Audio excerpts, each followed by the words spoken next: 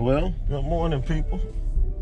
On the way to Cycle-Rama to get some parts for the bike, and we'll see how today goes.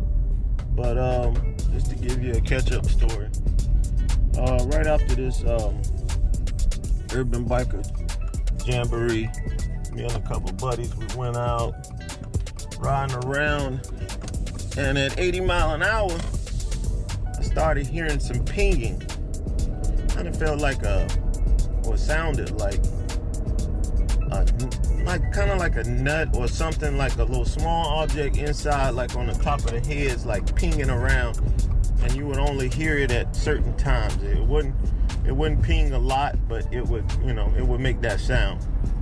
So I figured I'll take it in, not necessarily to get that evaluated, but I just wanted to get a different tune on my bike, because like I say, I like going places on my bike and I like to travel, and when you get 120 to 130 on a tank and other bikes are getting roughly 200 miles a tank,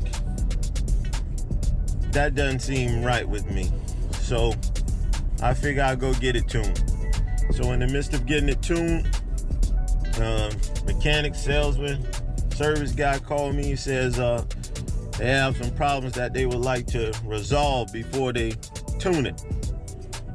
So I'm like, okay, whatever. So today I get in contact. It's been there like 3 to 4 days. So today I finally get in contact with the mechanic. He's able to talk to me, and he says something in my cam area hasn't been done correctly.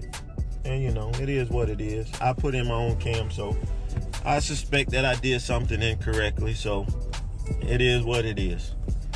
For me, it was free. Now I'm gonna have to pay for it. So some of the things that he suggested was, I think when I put it in, I misaligned the oil pump. So that could be one problem. Then he says that he saw some scoring on my cams, but nothing that you could see it, but you couldn't feel it. And I'm not replacing those. I'm definitely not replacing those, especially I get that idea of I can't feel it, but I can see it. That means it didn't make any type of indentation into the cam, so I'm not worried about that. Also too, he wanted to redo the tensioners and things of that nature, so, and the lifters. So right now I'm in the process of going to get some lifters from Cycle-Rama. And then Cycle-Rama, if you guys don't know, Cycle-Rama is, I'm assuming, owned by Wes Brown. And if you know Wes Brown on Facebook and in the race world, Wes Brown manufactures his own parts, and he has some engines that he does competition with as far as drag racing. And so I figured I put his parts on my bike, especially he's local here, so support your local people. So anyways, we're on a process to go to Cycle-Rama to get some lifters from them. I want to put all components of Cycle-Rama in my bike, so that's what I'm going to get from him. I was going to do an S&S cam plate and oil pump, but Miss Pam, who also works at Cycle-Rama, and I take her word just as anyone else's word from Cycle-Rama. She said, I was going to do the S&S, but she said, go ahead and do the Screaming Eagle. And she says it probably more than likely, I'm not necessarily sure, but we know Harley doesn't necessarily make a lot of the parts that come on their bikes. They just stamp their name on it. And she says that S&S just might very well be the Screaming Eagle. So, and if you guys know any back history about that, remember S&S used to be a part of Harley Davidson, and then he broke off and started making his parts. So it is what it is. So when we get to Cycle-Rama, I'll bring you guys back in, and we'll go from there. I'll see you when I get there. All right, we've landed at Cycle-Rama. Let's go in here and get the lifters, and we'll see what it is. I'm not gonna record once I get inside, so it is what it is. All right, we just left. That's right. Anyways, we just left, and now we're on our way to, what is it? Black Widow Harley Davidson in Port Charlotte, which is about an hour away. So we'll see where we go from here. All right, here we go, man. We're going in here. What? We're going into Harley Davidson to see what's wrong with the bike. If you ready, and we're gonna see. I wish. And we're gonna see what they recommend and what we can get away with. So we at Burt's Harley Davidson, and we'll see what we can do. Get some straightening going on here. Look at that. Look, check this out. Look at the gun barrels on the back. We got a nice little seat on it. It's on hold.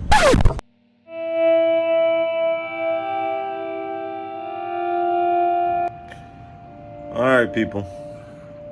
Like always, we always got something going on over here. We did that, and we go as far as to get it back, put it back together. So then I let it sit for a couple of days because I really didn't. It's hot here in Florida, especially in the Tampa area. I don't know. I can't attest for everything else, but I let it sit for a day, and then I finally take it on a ride just to see what it's capable of. Thinking that maybe the cam has changed the characteristics of it, being that those things were put in there correctly and, a mechanic did it. So I go around, I ride around, and I go up to, if you guys know what Tampa Outlet is, I go up to Tampa Outlet, make a U-turn, and I come back and just run it 85 mile an hour. And I figure if anything goes wrong with it, we're going to take it right back. So we go up there, everything sounds great. Make that U-turn, come back. But on the way, I could feel like, from people being a rider, you can see that or feel that little pebbles hit your leg as you're riding. So I thought nothing of it. But at the same time, these pebbles were hitting the bottom side of my thigh.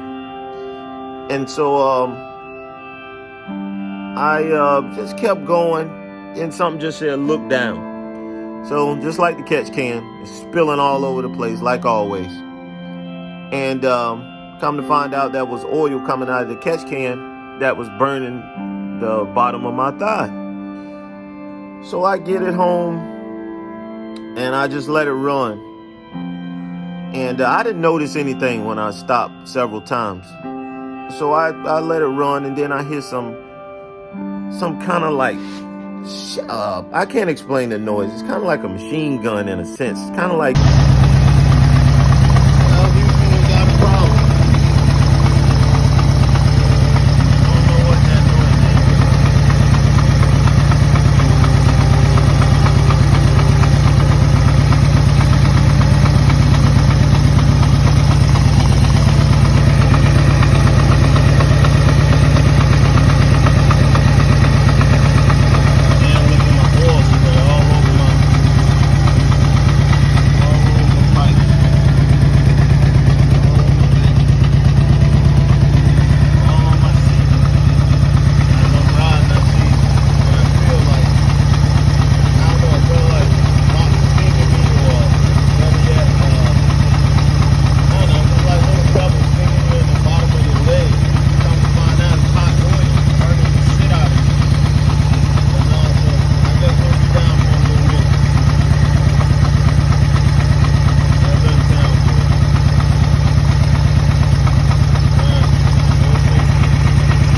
something's binding.